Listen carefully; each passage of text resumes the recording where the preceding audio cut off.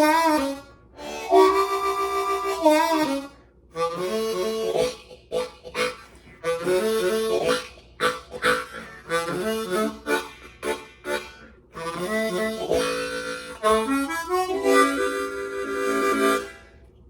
back, everyone. You're watching Foreman's Basement. My name is Frank, and I'm hanging out with the Hohner Thunderbird today. This is a very special episode, guys. I have wanted one of these harmonicas literally since I started playing. Like, since I familiarized myself with the Hohner lineup, and it came in the mail the other day, courtesy of a viewer, RBKing, good friend of the channel, needless to say. I couldn't believe I was holding this in my hand. I've dreamed about this harmonica. When I tell you guys, every paycheck for the last however many years, it's always in the back of my mind, like, I could take a little bit of this money and get a Thunderbird. I just could never pull the trigger. I just could never do it. Because this is a very expensive harmonica. I don't know how much they're going for now, but in the past, they've gone between $140 and $160, and to me, that's just out of the realm of possibility. But again, thanks to RBKing, who sent it in through Rock and Ron's. Check out Rock and Ron's if you haven't already. Best place to get your harmonicas online. The Hohner Thunderbird is here. And now I was a little bit nervous because, you know, Harpo sent the Suzuki Bluesmaster, which I adore the thought that went into that. Unfortunately, the Bluesmaster was, it could have been bad quality control, but it just was not a very good harp. And I felt kind of bad to just go on there and give a review on something that someone had sent to me for free. And I thought, man, what am I going to do if they send me the Thunderbird and it just sucks? You know, because I recently reviewed the crossover, and I've owned a couple of crossovers, and they're good harmonicas, but I don't think they're better than the Marine Band, honestly. And I feel the same way about the Marine Band Deluxe. I don't think it has the same playability as the Marine Band. So as soon as he said, okay, it's coming over, I was like, oh God, okay, here we go. We're doing this. This is the real deal. Guys, brass tacks, let's just get down to it. This is a fantastic instrument, and I could tell within minutes of playing this. This is a dream. I have it in low D here. So these Thunderbirds are all tuned an octave lower, so in case I haven't showed it already, this is a regular Marine Band in D, and this is the low D Thunderbird. It's got that nice deep tone on it. And you guys know how much I love low harps. I'm a huge fan of Sonny Boy Williamson.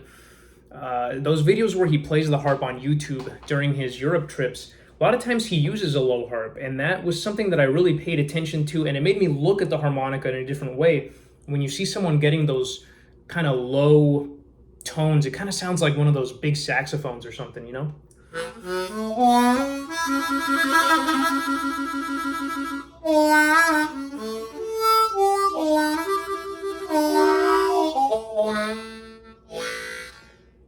And I just love to watch Sonny Boy lead a band with one of these. It's just very inspirational. And so ever since I started, I liked the low-tuned harmonicas. This was the first one that I got, the Hohner Marine Band 364.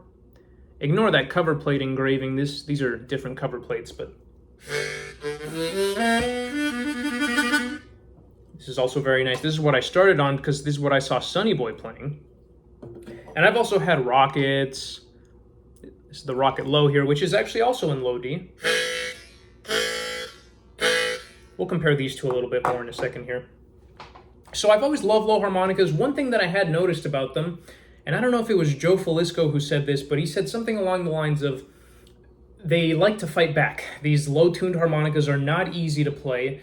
I think just because of the reeds, they're so big and heavy, they're hard to move. They don't respond as fast as the standard diatonics.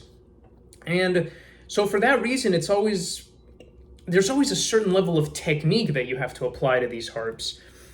Think about bending, you know, is one example. Like for like a 2-draw bend, I mean, you can do it on a low harp, but it's hard. And I think that's important to do because it helps you develop your technique overall. So I do think it's important to lift heavy reeds to practice on them.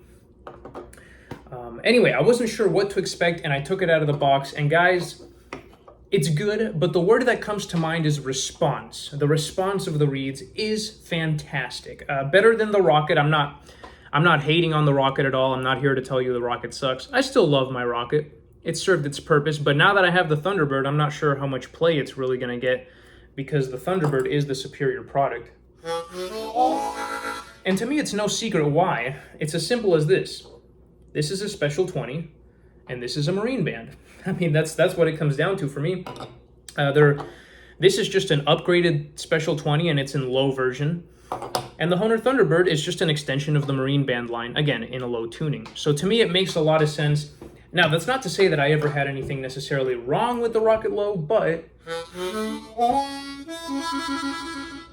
loose reed feel. Again, I don't mean the reeds are loose. I just mean like I have very little control. It's the difference between the Rocket and the Thunderbird is the difference between drawing something on a piece of paper with a pencil and drawing something on an iPad with a stylus. That's what I liken it to. Now, granted, this is the best iPad and stylus you've ever used in your life, so it's not altogether unusable. I mean, again, I'm not trying to talk shit. I do like the Rocket Low, but the responsiveness is just so much better on the Thunderbird. Now, I saw a little video about it, and I'm just trying to figure out where the price tag is coming from. This is a fantastic harmonica, but again, for $140 to $160, what is going on there? How did we jump so much in price? That's the part that I don't really understand. And really quick, before we get into that, I actually looked up the prices on Amazon right before this review, just so I could get an idea. Online, in general, they go between $140, $160.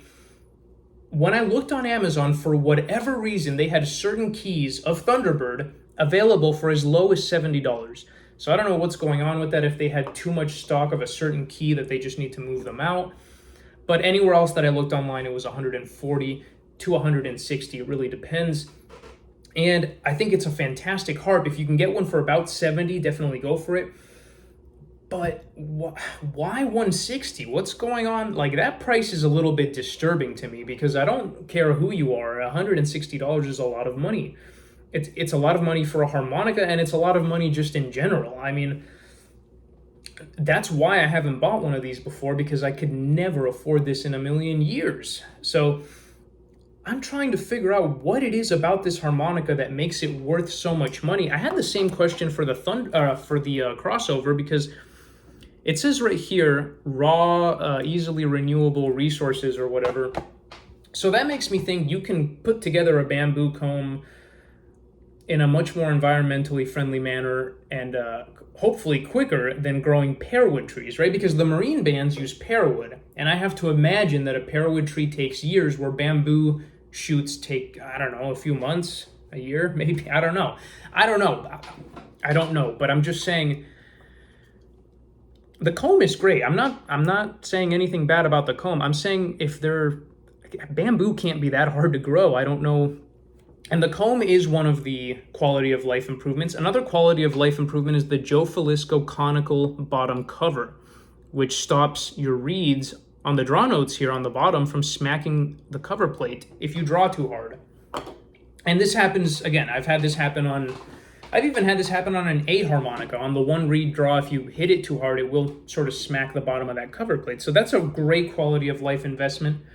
It feels great in the hand. I love the size of it, because it might look a little bigger from the front, but that's only from the front. In the back, the dimensions are actually, I mean, you can see in there that it's been bent differently, but the back actually looks exactly like a crossover.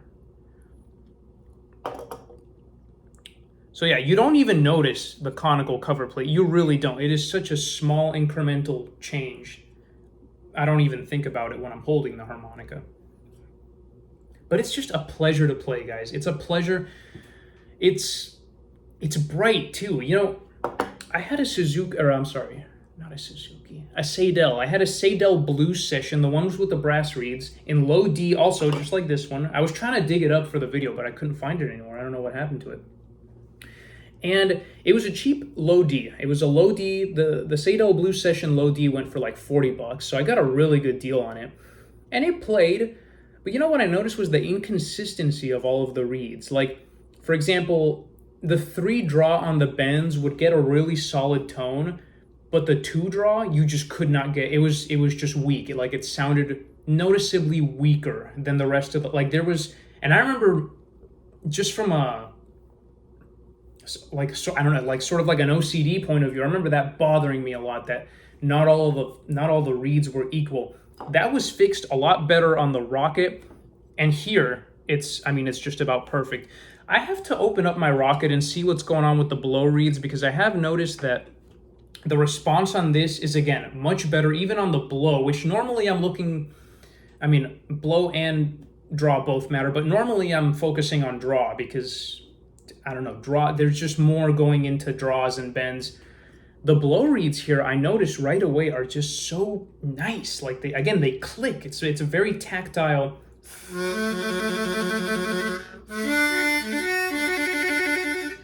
Like, the spacing, going from one note to another, feels very good. Definitely better than the Rocket. Not by a lot. It's not crazy better than the Rocket. If you want to save money, probably go for the Rocket. But, actually, if you want to save money, I'll tell you how to get a good Hohner low harp in a little bit here.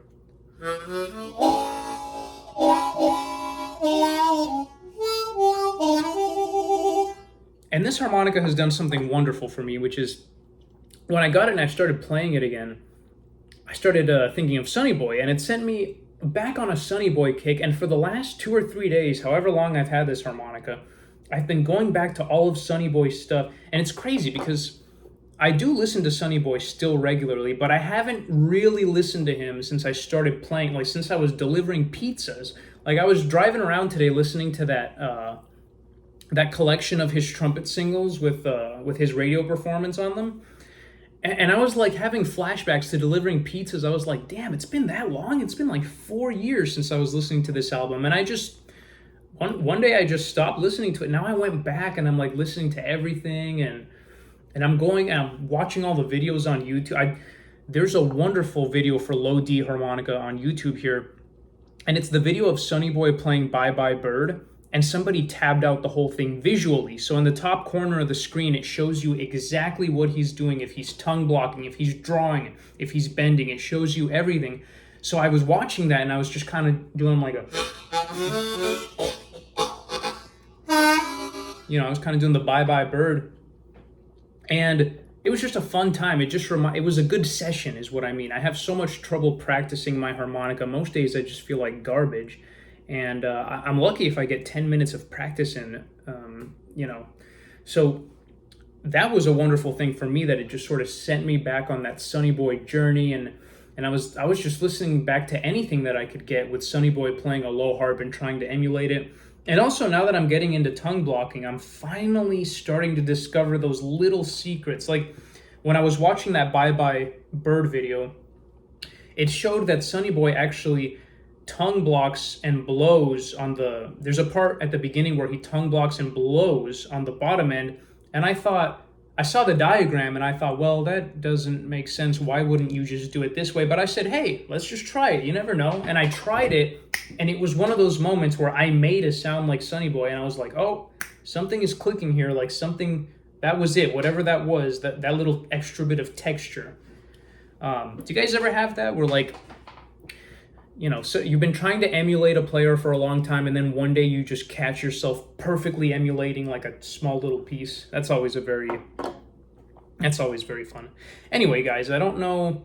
I did so many takes of this video, I don't remember what I have and what I haven't said, but, get yourself one, man. This will probably be the only one that I ever have in my life, because, again, for that price, I just can't ever see a future where I would, unless I was rich or something, but that's okay, though. I'm happy with the low D one. This is fantastic. This has been my everyday carry, and I've just, it's hard to put it down, man. Once I pick it up and start playing, I just... and then again, if I get bored, I'll just pull up a Sonny Boy video and, try to emulate it. Anyway, guys, fantastic harmonica, exceeded my expectations. I love that low cover plate, again, the conical. It's kind of got that big space, and it's just, again, if I could say one word, it's like quality, like the resonance of the reeds. To feel the vibration is really important. That's something I did not like at all about Suzuki or just plastic cones in general. You're not connecting as much to that vibration. That's one thing I love about Hohner and the Marine Band is when I'm drawing on a 2-draw, that note is going straight into my bones, dude. Like, I feel it inside, you know what I mean? So, meanwhile, I don't know, like something like the Suzuki Blues Master just had no soul to it. It literally had no soul. But this just has a very, and again, the reeds are so responsive. I'm used to playing low-tuned harmonicas that sound nice but are tough to play. You know, you kind of got to get yourself ready. You got to apply a certain technique. You got to think ahead a little bit. This is such a breeze to play. Oh, see, I forgot to mention this. This is very important. When I was watching, the last thing I'll mention here, when I was watching the video for the Hohner Thunderbird that Hohner made, apparently, this could just be marketing. They had a whole lot of research and development that went into the profile of the reed. And I'd be very curious to know if the same was done for the Hohner Rocket. I would have to assume not. I mean, I would hope not. That better be where the price is coming from. These better be the best reeds of all time, super fancy reeds that you put millions of dollars into. I don't know. It's just, the price is one thing that I cannot forgive Hohner for. This is, hands down, probably my favorite low-tuned. It's between this and one other one that I'm about to talk about. But this is one of the best low-tuned harps I've ever played. I just cannot believe that price. I want someone at Hohner to sit down with me and explain it to me. Explain it to my dumb ass. Make it make sense. Tell me why. I understand that they changed one of the machines so that they could stamp these lower cover plates. I understand that that costs money. And I understand that research and development went into the reed profile, which again, they play fantastic. Good job there. But $164. Yikes. Especially when the crossover is like what? 60, 70, 80? I don't know. The price just leaves a bad taste in my mouth. And now on to that little secret that I wanted to tell you guys about. We've been talking about low harps today. I just want to mention something that, well, maybe you guys haven't thought of it, and I just wanted to point this out. I think this is actually the best low-tuned harp that you can get, the Marine Band 364. And it's the original, and it's a Marine Band, it's the real deal, and guess what? They only cost about 60 or 70 bucks. And they genuinely play, I mean, it's hard for me to say if this plays better or as good as the Thunderbird. Well, it plays at least as good. I mean, I don't know. I brought this out the other day, and I couldn't believe the responsiveness on this harp.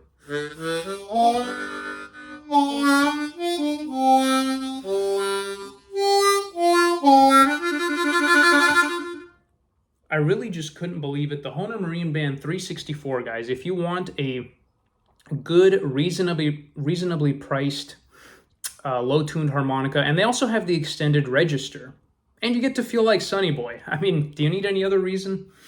So I did just want to mention that I'm going to have to get one of these in low D and compare them. Actually, I don't know. That might just be a waste of money. But I just did want to mention that nobody ever talks about this, the Marine Band 364, the fat Marine Band. Here it is next to a regular Marine Band. Look at that fatty boom bati. It's just a fatter Marine Band. The whole size and everything is almost exactly the same. It's just bigger. It's chunky. This feels to me like what a Seidel bold body wants to be. Because Seidel also makes this line of low-tuned harps, and they sort of have this bold body approach as well. So I cannot recommend enough the Hohner Marine Band 364. Super reasonably priced, great quality. I've owned 3 of them. They've never let me down. The quality on these is the same as any other Marine Band. Of course, it's got the name right there. But just in case you guys didn't know, if you want that, and again, this is what Sonny Boy played. This is the model that Sonny Boy played. So I just had to throw that out there. We might do a video on this as well. I just think that this plays so good. It plays as good to me as the Thunderbird, so I don't understand, again, where's that money going? Now, that being said, this is held together with nails, okay? So you cannot take these reed plates apart. That does have to be mentioned. Just like every other Marine Band 1896, you will not be able... You can take the cover plates off. The cover plates do have screws, but the reed plates are staying in place unless you want to convert it. So, okay, guys, until then, I'll leave you with a few low notes here.